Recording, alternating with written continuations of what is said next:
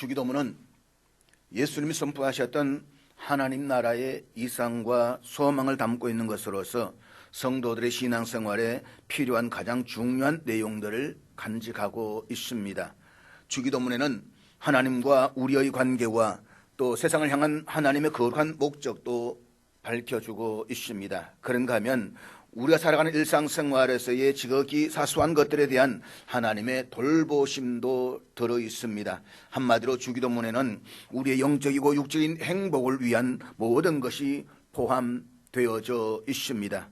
그리고 주기도문은 세상과는 뚜렷이 구별되는 주님의 제자들에게만 주어진 선물입니다. 따라서 주님의 제자된 믿음의 성도들은 주기도문에서 보여준 삶의 정신으로 기도하고 생활해야만 합니다. 그런데 간혹 보면 주기도문을 어떤 주문처럼 암송하는 사람들이 있습니다. 그래서 주기도문을 수백 번 아니면 수천 번 암송하면 놀라운 기적이 일어난다라고 믿고 그렇게 암송하는 사람들이 있습니다. 주기도문은 결코 그런 것이 아닙니다. 우리는 그와 같은 어리석고 위험한 미신적인 습관을 버려야만 합니다. 그러한 행동은 이방인들처럼 중언부언한 자들과 다를 것이 하나도 없습니다. 우리는 주기도문을 암송하면서 주님의 삶이 우리의 삶이 되고 주님의 기도가 우리의 기도가 되게 해야만 합니다. 그리고 주기도문에 담겨져 있는 이상과 꿈이 이 땅에서 이루어지기를 소망해야만 합니다. 주기도문을 그저 회의나 예배를 마칠 때 주문처럼 외우는 형식적인 기도가 아니라 정말 우리 마음에서 우러나와 하나님께 드리는 간절한 기도가 되게 해야만 합니다. 그렇게 할 때에 우리는 그것만으로도 얼마든지 우리 자신과 교회를 보다 성숙한 교인과 교회로 만들어 갈 수가 있을 것입니다. 그것이 예수님께서 주기도문을 통해 우리들에게 주시는 메시지입니다. 이 주기도문 내용은 앞에 있는 것처럼 크게 세 부분으로 구성되어져 있습니다. 첫째는 서문으로 하나님의 이름을 부름과 둘째는 6개의 청원들, 그리고 마지막 셋째는 송영으로 이루어져 있습니다. 6개 청원은 3개의 당신 청원들과 또 3개의 우리 청원들로 구성되어져 있습니다. 즉 주기도문의 앞부분에는 당신의 이름을 거룩하게 하소서, 당신의 나라가 오게 하소서, 당신의 뜻이 이루어지게 하소서라고 하는 3개의 당신 청원들이 있습니다. 이어지는 후반부에서는 우리에게 일용할 양식을 주옵소서, 우리의 죄를 용서하여 주옵소서, 우리를 시험에 빠지지 않게 하옵소서라고 하는 3개의 우리 청원들이 있습니다. 이들 청원들 속에는 우리가 하나님께 나아가야만 이룰 수 있는 모든 것들을 담고 있습니다. 마지막으로 나라와 권세와 영광이 아버지께 영원히 사옵나이다 아멘이라고 하는 송영으로 끝이 납니다. 그런데 마태복음을 보면 송영이 괄호 안에 들어가 있습니다. 성경을 읽다 보면 간혹 괄호가 있는 구절들을 이렇게 볼 수가 있습니다. 그것은 대부분의 사본들에는 있는데 어떤 사본에는 없다라고 하는 것을 표시한 것입니다. 그러니까 송영이 오래된 헬라어 사본에는 없고 나중 사본들에는 있습니다. 물론 누가복음에도 없습니다. 주기도문은 누가복음의 내용이 원래 예수님의 가르침에 훨씬 더 가깝다라고 알려져 있습니다. 자, 그렇다면 송영이라고 하는 것은 엉터리이고 가짜입니까? 마태가 그냥 덧붙인 것일까요? 그렇지는 않습니다. 마태복음은 유대인들을 위해서 기록된 복음서입니다. 유대인들의 기도 관행에 의하면 하나님을 축복하는 송영 없이 끝나는 기도는 없습니다. 모든 기도 끝에는 항상 송영으로 마쳤습니다. 따라서 누가복음의 주기도문이 예수님께서 원래 가르쳐준 것이라고 해도 그 기도 끝에는 항상 하나님을 축복하는 송영을 했다는 것을 우리가 알 수가 있습니다. 그러니까 송영은 기도에 이미 전제가 되어져 있는 것입니다. 마치 우리가 기도를 끝나고 난 뒤 맨 마지막에 예수님의 이름으로 기도합니다 라고 끝나는 것처럼 유대인들의 기도에는 항상 이렇게 하나님을 영광을 돌린 송영으로 끝났다는 것입니다. 더구나 복음이 확장되면서 헬라 교회가 발전했고 유대 교회의 관행을 잘 모르는 이방 그리스도인들이 점차 교회 안에 많아졌기 때문에 그들을 가르칠 필요가 있었습니다. 그래서 마태는 기도를 마칠 때 하나님의 이름에 영광을 돌리는 송영도 해야 한다는 것을 덧붙였다는 것입니다. 오늘 우리가 살펴보기를 주기도문의 서문은, 이 내용은 서문으로서 우리가 드리는 기도의 대상입니다. 하늘에 계신 우리 아버지여.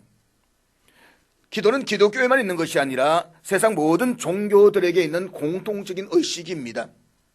그렇지만 기도의 내용과 방법은 종교들마다 다른 특징들을 가지고 있습니다. 왜냐하면 자신들이 섬기는 신의 특성에 따라서 기도의 구체적인 모습도 달라질 수밖에 없기 때문입니다. 가령 불교에서의 기도는 참선 수행입니다. 사실 불교에서는 신관이 발달되어져 있지 않습니다. 불교에서 신관은 그 나라의 민속 신앙과 또 여러 종교들과 함께 혼합되어서 이루어지면서 만들어진 것이 불교의 신관인 것입니다. 그리고 불교는 해탈과 열반을 위한 자기 수행이 목적입니다. 해탈과 열반이라는 것은 오고 오는 세대에 영원히 존재하지 않는 나가 되는 것, 극락도 존재하지 않고 지옥이 존재하지 않고 영원히 존재하지 않는 나가 되는 것이 불교가 추구하는 수행의 목적입니다. 그래서 세상의 인연과 자기 안에 있는 5가지의 욕심과 7가지의 감정이라고 하는 5, 6, 7정을 끊어내고 참된 자아를 찾는 방법으로서의 자기 수행을 위한 기도입니다. 그런가 하면 유교에서는 기도의 대상이 없습니다. 유교의 공자는 죽음 이후 내세의 문제가 아니라 현실에서의 인간다움이 무엇인가를 가르치고 있기 때문에 엄격하게 말하면 유교에서는 기도가 없습니다. 유교가 제례를 하는 모든 것들은 다 도교와 어우러져서 하는 것이기 때문에 유교는 내세의 문제를 다루지를 않습니다. 어쨌든 세상에는 수많은 종교들이 있고 그들의 종교들은 제각각 수많은 신들을 섬깁니다. 그렇지만 저들이 섬기는 신들에 대한 신과는 분명하지 않습니다. 그럴 수밖에 없는 것은 인간들이 자신의 필요에 따라서 나무나 돌과 같은 피조물들을 우상으로 만들어서 신이라고 섬기고 있기 때문입니다. 따라서 저들이 깊은 산속에 들어가서 정한수를 떠놓고 지극정성으로 기도를 하지만 기도의 대상이 헛된 우상들이기 때문에 저들의 기도도 헛될 뿐입니다. 그리고 저들은 기도를 하면서도 어떤 신이 자신의 기도를 들어주는지도 모릅니다. 그저 자신도 알지 못하는 신들에게 기도할 뿐인 것입니다. 지극정성으로 기도하다 보면 지나가는 어떤 신이 딱 보면 기도하고 있네 라고 해서 복을 주실 뿐이다. 이게 저들의 신관입니다. 그래서 중언부언하는 것입니다. 그런데 예수님께서는 제자들에게 기도를 가르쳐 주시면서 이렇게 기도하라고 말씀하십니다. 하늘에 계신 우리 아버지여. 기독교는 인간들이 자신들의 필요에 의해서 자연들을 통해 신들을 찾아 섬기는 그런 종교가 아닙니다. 그리고 자신들이 섬기고 있는 신이 어떤 신인지도 알지 못하는 막연한 종교도 아닙니다. 기독교는 절대자이신 하나님이 직접 인간을 찾아오시고 계시하신 종교입니다. 따라서 기독교에서의 기도는 대상이 너무나도 분명합니다. 바로 하나님이십니다. 하나님은 인간들이 자신의 필요에 따라서 나무나 돌로 만든 알지도 못하는 어떤 신이 아니라 영원전부터 스스로 계시며 세상 만물을 창조하신 지극히 인격적인 분이십니다.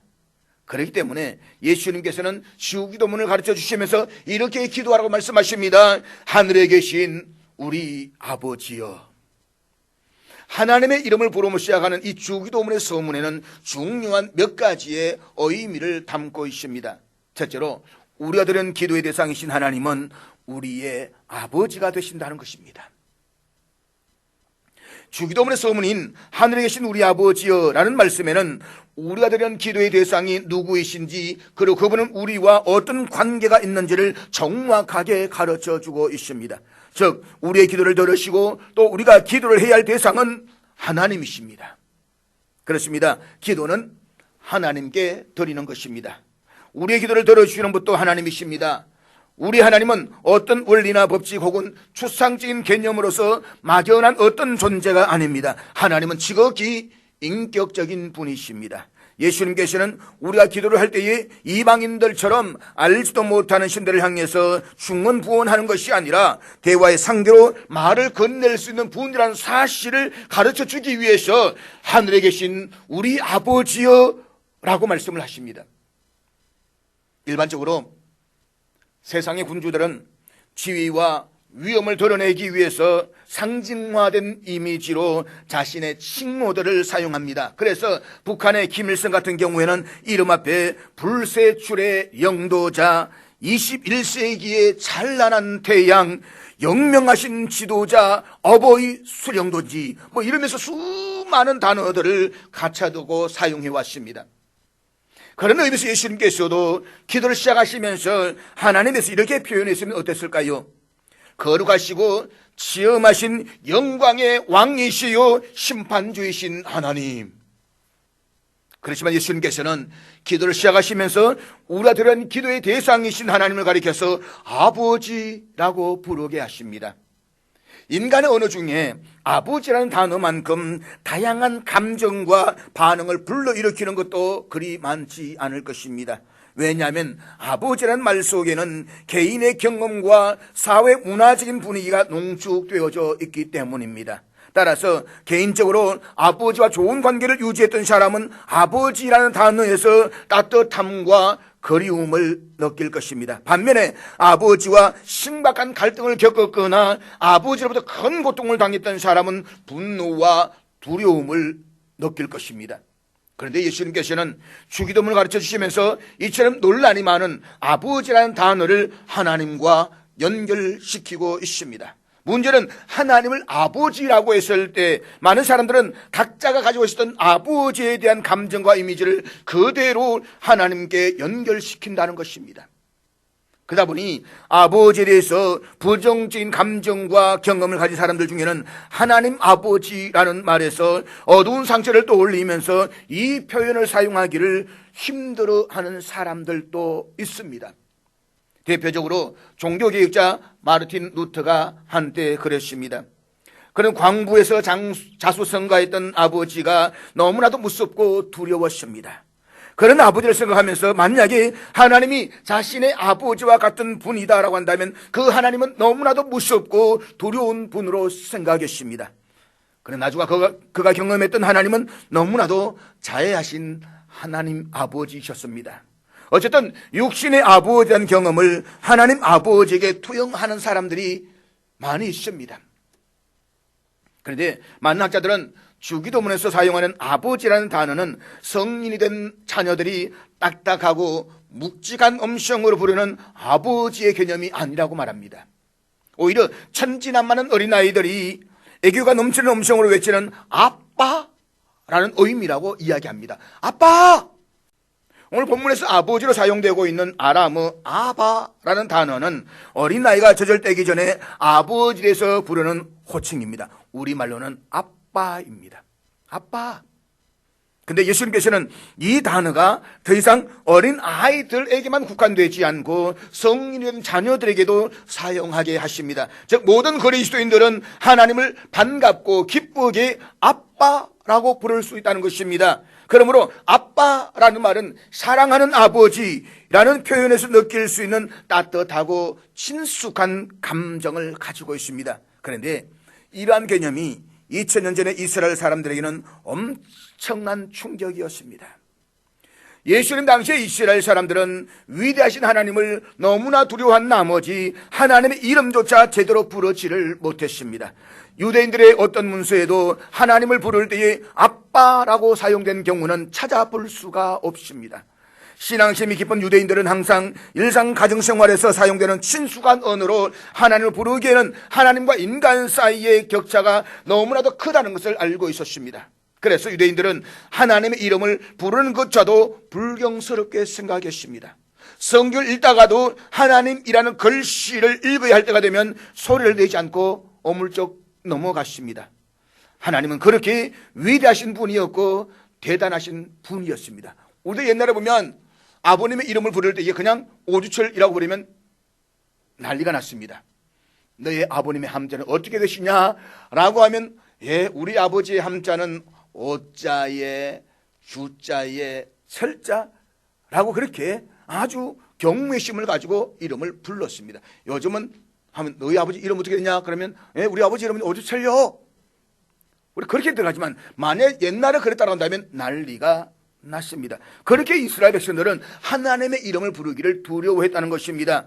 감히 하나님이라는 소리조차도 내지 못할 만큼 엄미하신 분이었습니다. 그토록 두렵고 무시무시한 하나님 향해서 아빠라고 부른다라고 하는 것은 꿈에서조차도 상상하기 어려운 일이었습니다. 그런데 예수님께서는 당시 유대인들에게는 상상조차 할 수 없는 어린아이답고 신근한 용어로 하나님을 이렇게 부르 말씀하십니다. 아빠! 이것은 말 그대로 충격이었습니다. 그래서 예수님께서는 하나님 바로 곁에 있는 아버지를 부르듯이 친밀하게 아빠라고 불렀습니다. 예수님께서는 사람을 더불어서 생활한 삶의 가운데서 하나님을 아버지라고 부르셨고, 기를 행하시는 사역의 한가운데서도 하나님을 아버지라고 부르셨습니다. 심지어 십자가를 앞둔 겟세마네 동산에서도 변함없이 아버지여 이 잔을 내게서 거두소서라고 하면서 아버지를 불렀습니다. 예수님은 하나님을 아버지로 부르실 뿐만 아니라 그분과 하나가 되어 사셨습니다. 예수님께서 하나님은 어떠한 상황 속에서도 가까이 계시며 또 서로 곁에서 작은 소리에도 귀를 기울이시는 사랑이 많으신 아빠이셨습니다. 따라서 주기도문에서의 하나님에 대한 체험은 다른 종교들처럼 두려움의 체험이거나 비인격적인 어떤 것에 대한 체험이 아닙니다. 세상에서 가장 친밀한 아버지로서의 체험입니다. 아버지라는 호칭 가운데는 하나님만이 아버지로서 우리를 깊이 사랑하시며 매 순간 돌보시고 항상 함께 하신다는 신뢰와 친근감이 내재되어져 있습니다. 즉 아버지라는 말에는 사랑과 겸손이 담겨져 있습니다. 예수님은 우리가 하나님께 기도하도록 격려하시기 위해서 아빠라는 정겨운 이름을 부르게 하십니다. 둘째로 하나님을 아버지로 부른다는 사실은 우리가 하나님의 자녀가 되었다는 것입니다. 일반적으로 아버지는 자기 존재에 대한 기원과 권위의 상징입니다. 세상 어느 누구도 아버지가 없이 태어나는 사람은 없습니다. 나에게 아버지가 있다는 것은 나의 출생의 기원을 밝혀줍니다. 그리고 아버지는 나의 나됨의 최종적인 권위이기도 합니다. 그렇다면 여러분의 기원은 무엇입니까? 여러분의 최종적 권위는 어디에서 나옵니까? 진화론을 믿는 사람들에게는 그들의 기원이 원숭이일 것입니다. 내 인생의 기원은 원숭이이다. 그리고 그들에게 권위란 우연일 것입니다. 이것은 생각만 해도 끔찍하고 비참한 일입니다. 그런데 성경은 우리가 하나님의 형상으로 시험을 받았다고 말씀을 하고 있습니다. 따라서 우리의 존재적 기원은 하나님 자신입니다. 하나님은 우리를 지으신 분이십니다. 우리를 존재하게 하시고 이 땅에 태어나게 하신 분이 하나님이십니다. 그러므로 하나님은 우리의 아버지이십니다.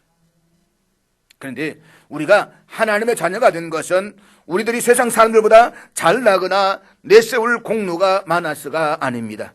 죄로 오염되고 타락한 인간은 자신의 자격이나 신분으로는 어느 누구도 하나님 앞에 설 수가 없습니다.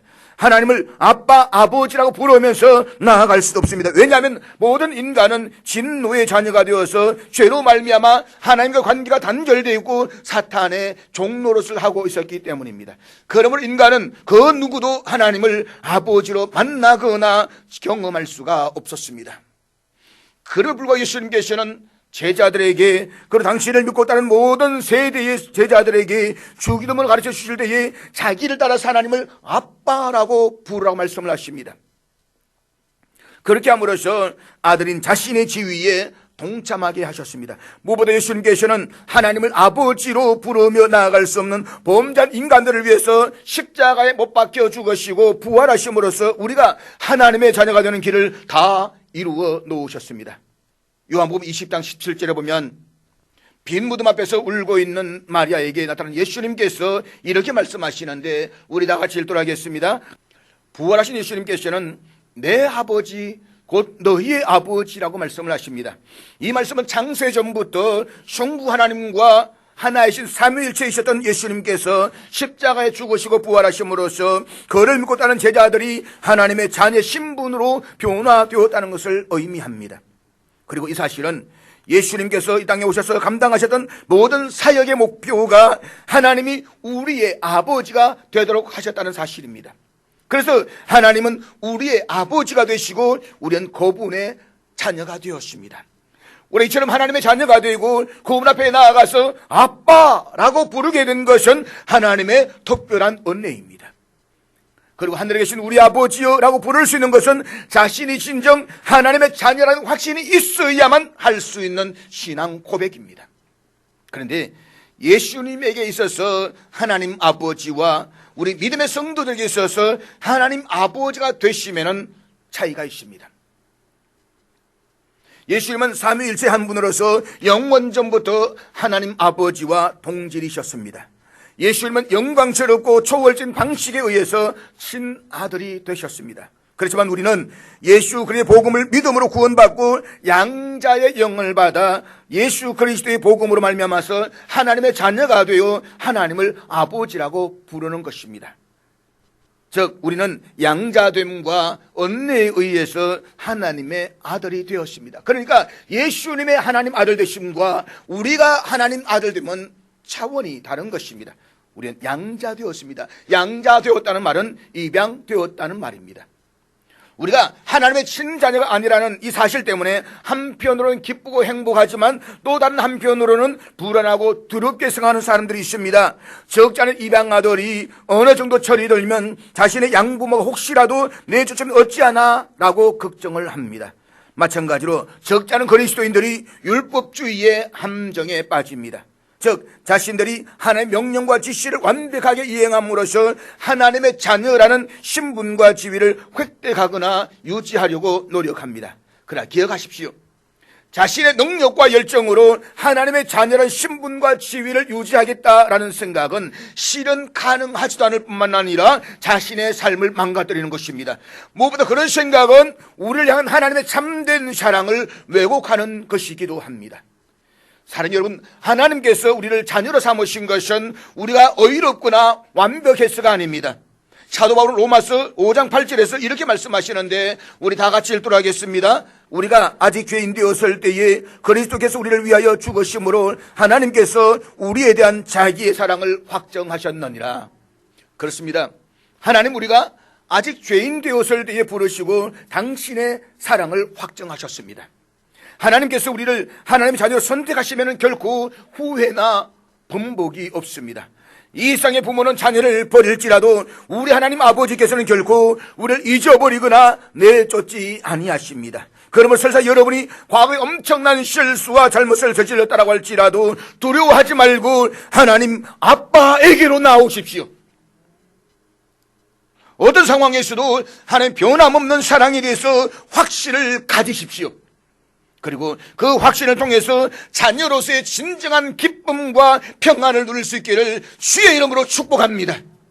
사람이 이 땅에 태어나 누릴 수 있는 복 중에 부모를 잘 만나는 것처럼 중요한 복은 그다지 많지 않습니다. 부모를 잘못 만나게 되면 평생을 고생합니다. 그것이 아이에게 끼치는 영향이 얼마나 큰지 모릅니다. 그렇지만 좋은 부모와 훌륭한 부모를 만난 아이들은 참으로 복받은 사람들입니다. 사람은 모름지기 부모를 잘 만나야 합니다. 부모를 잘 만나는 것이 복입니다. 사랑하는 여러분, 그렇다면 여러분은 예수를 믿는 것이 왜 복이 되는지 아십니까? 예수를 믿으면서 받는 복 중에 최고의 복 중에 하나가 하나님을 아버지로 만나는 복입니다. 세상에서 천지를 창조하신 전능하신 하나님을 자신의 아버지로 만나는 것보다 더 큰 복이 어디에 있겠습니까? 온 세상의 왕이요 주인이신 하나님께서 우리들의 아빠가 되신다는 사실은 웬만한 막장 드라마의 출생의 비밀보다 더 충격적인 반전입니다. 지금까지 한 푼 더 벌고 한 단계 더 성진하고 조금 더 출세하기 위해서 가진 아향을 떨며 비굴하게 살았는데 알고 보니까 자신은 전혀 걸을 필요가 없는 우주의 황태자였다는 사실입니다.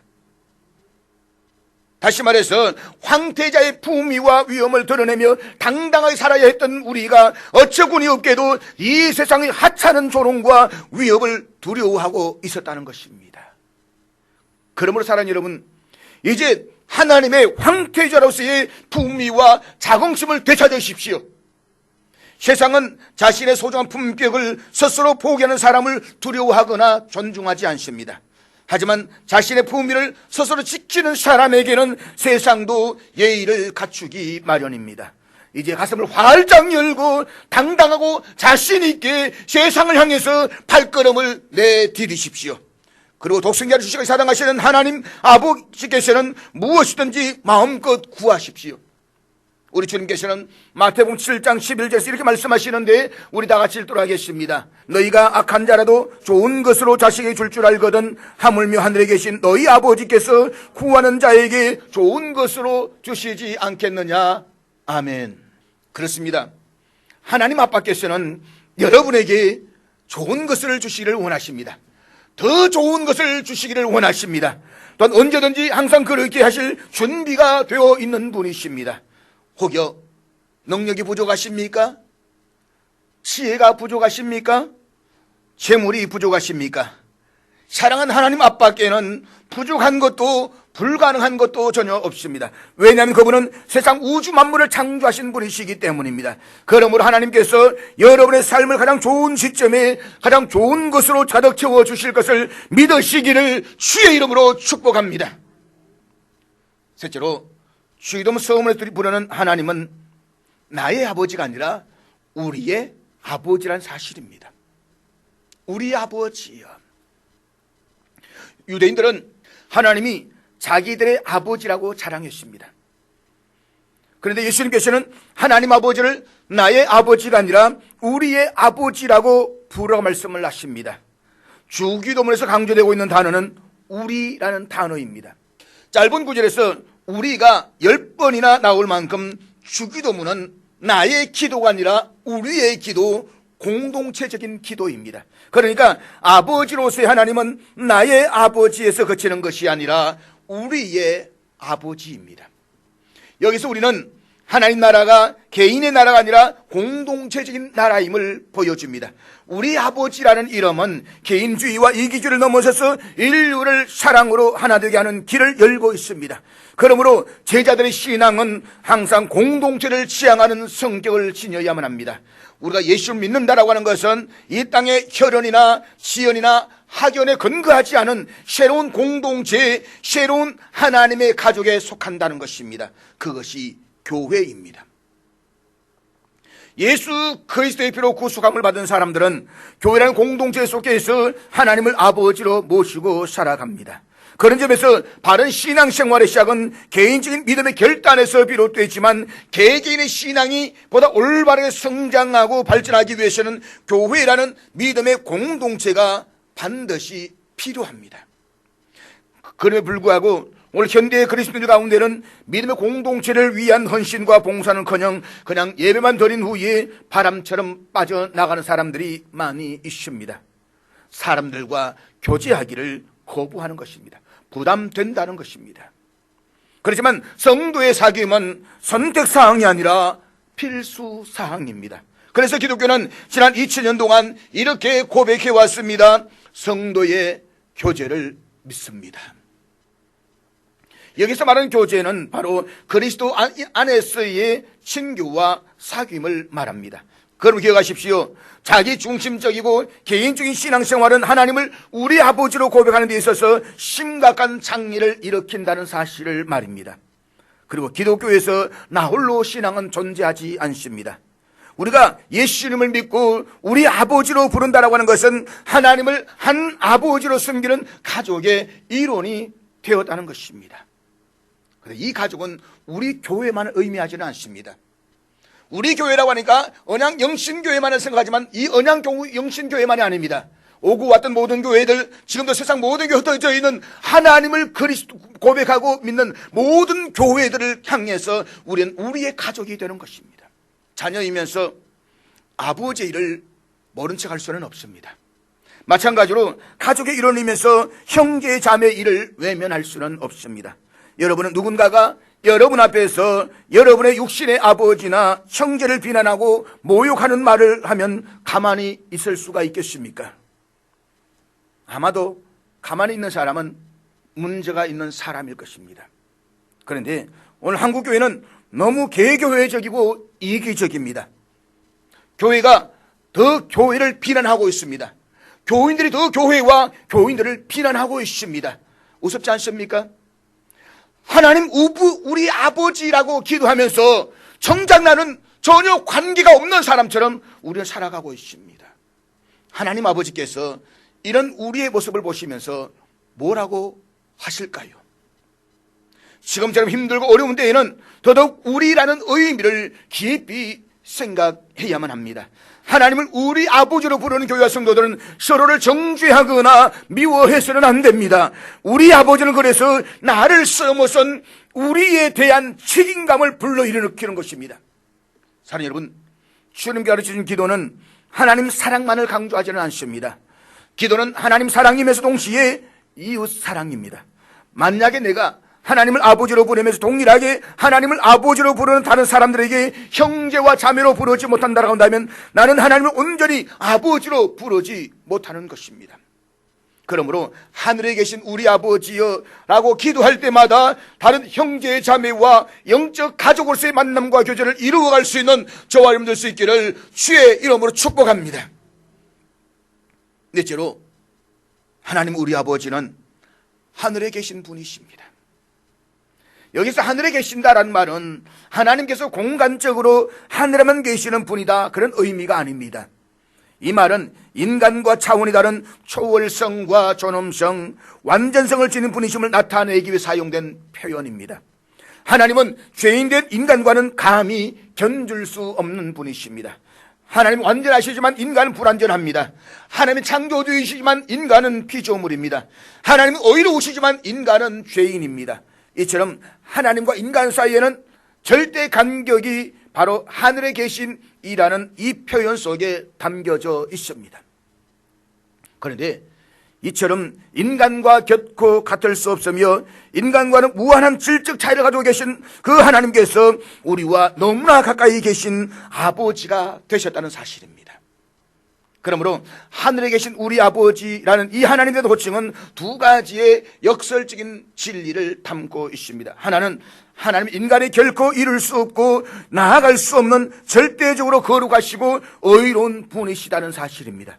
다른 하나는 그럼에도 불구하고 하나님은 인간이 너무나 쉽게 가까이 다가갈 수 있는 우리의 아버지라는 사실입니다. 그렇습니다. 우리 결코 가까이 다가갈 수 없는 거룩하신 하나님은 너무 우리 가까이에 계시는 아빠이십니다. 단지 믿음의 거리만큼 떨어져 있는 곳입니다. 하나님 아버지는 누구든지 예수 그리스도를 믿는 믿음을 따라서 담대함으로 그 은혜 보좌 앞으로 나아갈 수 있는 그곳에 계십니다. 그래서 우리가 하늘에 계신 우리 아버지여라고 부를 때에 우리는 예수를 믿는 믿음으로 담대히 하늘 보좌 앞에 우리 아버지 앞에 서게 되는 것입니다. 그리고 우리 아버지가 하늘에 계신다는 것은 우리의 마음의 소망을 아버지가 계신 본향으로 끌어당깁니다. 그래서 우리가 하늘에 계신이라고 기도하고 시작할 때에 우리는 세상이란 애착과 좁은 시야에서 벗어나서 영원한 하늘나라 천국을 바라보기 시작하는 것입니다.